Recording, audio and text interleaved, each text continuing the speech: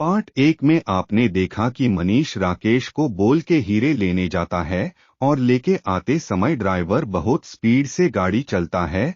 अब आगे देखिए। गाड़ी में बैठकर वह अपने घर की ओर चल देता है।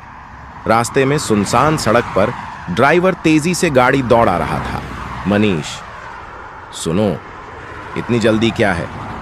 घर ही तो जाना है, जरा आराम से चलो। ड्राइवर, जी साहब, लेकिन वह अपनी स्पीड कम नहीं करता। इसी बीच रास्ते में एक बूढ़ा आदमी सड़क पार करते दिखाई देता है।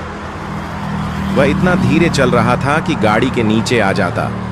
ड्राइवर ने उसे देखकर गाड़ी की स्पीड कम कर दी, लेकिन वह बीच सड़क पर आकर खड़ा हो गया। ड्राइवर को गाड़ी रोकनी पड़ी। गाड़ी के रुकते ही चारों ओर से 4-5 नकाबपोश रिवॉल्वर निकालकर खड़े हो जाते हैं और सामने बूढ़े के भेष में एक और आदमी गन लिए खड़ा था। तभी गोलियों की गड़गड़ाहट सन्नाटे को चीर देती है। मनीष का शरीर गोलियों से छलनी हो जाता है। सभी लोग मनीष का सारा सामान लेकर भागने लगते हैं।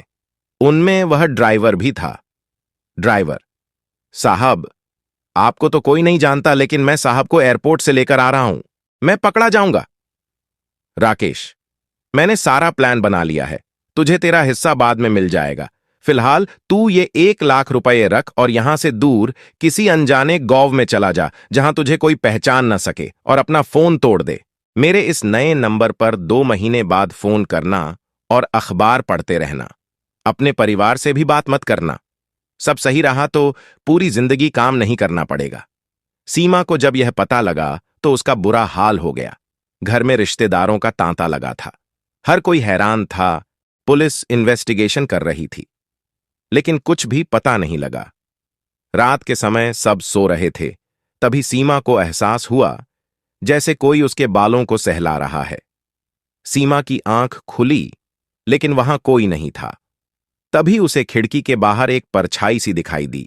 वह उठकर वहां गई तो देखा वह परछाई छत की ओर जा रही है। सीमा बेहोश सी उस परछाई के पीछे चल दी। छत पर जाकर उसने देखा कोई नहीं था। वह लौटने लगी। उसे लगा उसका वहम था।